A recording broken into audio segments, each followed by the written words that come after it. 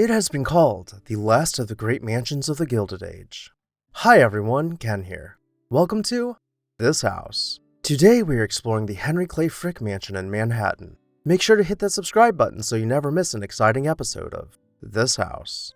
In our previous videos, we explored two mansions of Henry Clay Frick. If you have not seen them, that is okay. Just to recap, Frick was an industrialist who made a fortune selling coke to the Carnegie Steel Company. His life was wrapped in scandal, from a fatal dam collapse to deadly worker strike and an assassination attempt which we covered in the previous two videos. As he grew his businesses, he found that he was spending more time in New York City, so he leased a portion of the Vanderbilt Triple Palace in Manhattan. Shortly after moving in, the Lenox Library at 71st Street was being demolished. Henry purchased the entire block for $2 million, or the modern-day equivalent of $63 million.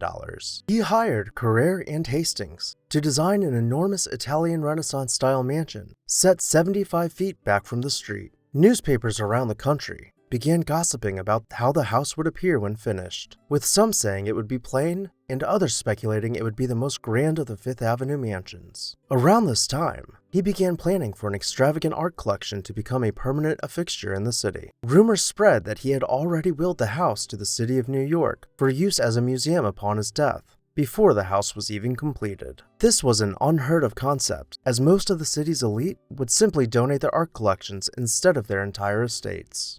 By 1914, nearly a decade after planning began, the house was completed. It had cost over $4 million, or the modern-day equivalent of about $126 million.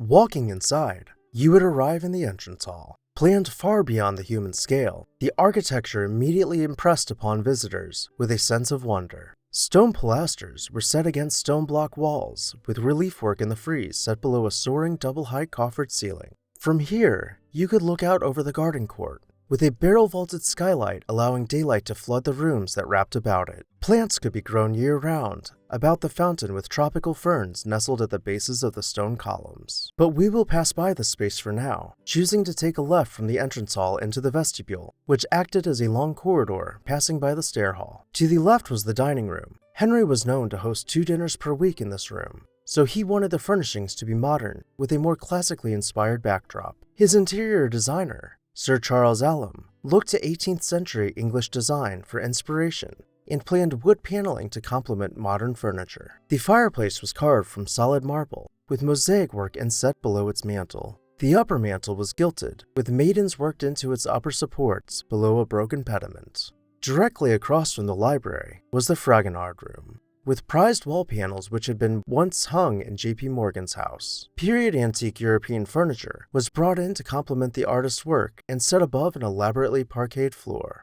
Returning to the vestibule, we will turn the corner and arrive in the South Hall. Every surface, save the ceiling, was carved from solid stone, with the main staircase gracefully ascending with a carpet runner wide enough for 3 people to walk on. At the landing, the pipe organ stretched to the ceiling, embellishing the wall with intricate carvings and its architectural details. As the stairs continued up, they passed above a barrel-vaulted node. This is where the organist would sit as music echoed throughout the stone halls. Continuing straight forward in the South Hall, you would arrive in the living hall. Clad in oak paneling, the walls were adorned with some of the finest pieces in Frick's collection, including works by Bellini and El Greco. It was further decorated with Chinese porcelains and bronze statues from the Italian Renaissance. 2 chandeliers were suspended equidistant from the fireplace. Its upper mantel was adorned with twisting wooden garland framing a portrait. Cutting across the room diagonally from where we entered, we arrive in the library. Oak panels continued into this room, with half-height bookcases running along the perimeter. These bookcases were designed to hug the ground to leave space for art to be displayed on the walls above. The frieze contained a subtle floral motif before the walls dramatically flared, rolling towards the ceiling's ornate plaster border. To the side of this room, we can now pass into the North Hall, which sits just above the living hall, with windows looking out over the garden court. From here, we can continue into the West Gallery, built in place of a ballroom to house the ever-growing collection of Frick's artwork. A monumental skylight was installed to illuminate the walls, adding to the viewing pleasure of guests. At one end was the enamels room, housing Frick's collection of enamels and built-in cabinets set against wood panels. As time went on, he added to this collection with portraits and other artifacts. Cutting across the West Gallery towards its other end, we will arrive in the Oval Room. Originally, this is where Frick's home office was located, but it was transformed in the 1930s to become a transient space independent from the rest of the mansion to facilitate travel from end to end. The adjoining East Gallery was also added in the 1930s to allow for more space to display the vast art collection of the Fricks. Connecting the East Gallery to the Garden Court was the Music Room, which was added in 1935 and designed by architect John Russell Pope. Its circular plan supported a coffered dome ceiling, with a central oculus flooding the room with daylight. Now that we've seen the first floor, let's head up the main staircase to the second floor, where we arrive at the second floor landing with a marble fireplace set between marble columns. As we wind through the halls, we start to see the bedrooms. Adelaide's bedroom contained a crystal chandelier below a hand-stenciled ceiling set above gilded wall panels, with overstuffed furniture scattered about the carpeted floor. Her boudoir was adorned with gilded panels featuring murals in each section. The fireplace sat below a large rounded mirror, reflecting light from the crystal chandelier which hung in the center. Adjoined to Adelaide's bedroom was her personal bathroom, which does not appear to be too different from the bathrooms we find in time capsule homes from the 1920s. Venturing further into the second floor, we stumble across Frick's daughter, Helen's room. By this time, she was more grown up and did not have furniture dedicated for her dolls, as she did in previous homes. Instead, she decorated with fresh flowers and photos of her friends and family. Her sitting room had plenty of space for her friends, and the cabinets were stuffed full of her favorite books.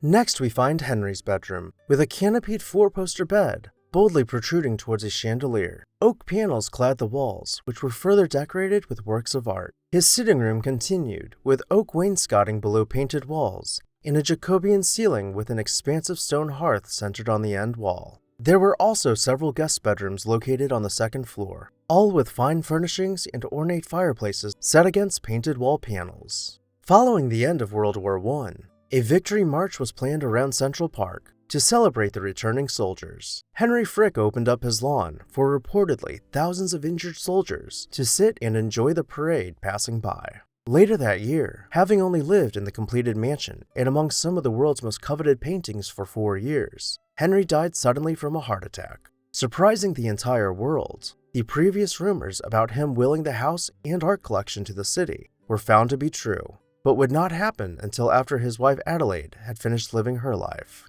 In 1923, an appraisal was conducted of Frick's contribution to the city in the amount of $93 million, or the modern-day equivalent of over $1.6 billion. Adelaide spent her time between the Fifth Avenue mansion and Eagle Rock for the rest of her life. Her last 2 years were spent mostly in her bedroom suite, with visits only from close family members. In 1931, she died at the age of 71 years old. The house and art collection passed into the city's possession with their daughter Helen, making extensive donations of art to be curated by the city. It was around this time that architect John Russell Pope was brought in to reimagine the house as a museum. Wanting to keep it residential in appearance, as a time capsule, he made very minor changes to the existing structure so as to preserve most rooms in their entireties, while adding the Oval Room, East Gallery, and Music Room to better serve guests enjoying art. As unconventional as Henry Frick's plan was for his estate, it has gained favorable international critique for its unique approach to displaying art in a residential building. Today, it continues to serve New York City as not only a museum, but as one of the last remaining remnants of Gilded Age glamour. Which room was your favorite? Also, if you have seen the other 2 videos about Frick's mansions, which one of his mansions was your favorite? Make sure to let me know down below in the comments section. And while you're there, hit that subscribe button so you never miss an exciting episode of This House. We have some really amazing videos planned for this fall, including in-person house tours and other marvels out in the field. I would like to take a moment to say a special thank you to our This House supporters whose names you can see on screen right now. These videos are made possible by viewers like you. Join our membership program to see your name here and let the world know you support This House. Thanks for watching.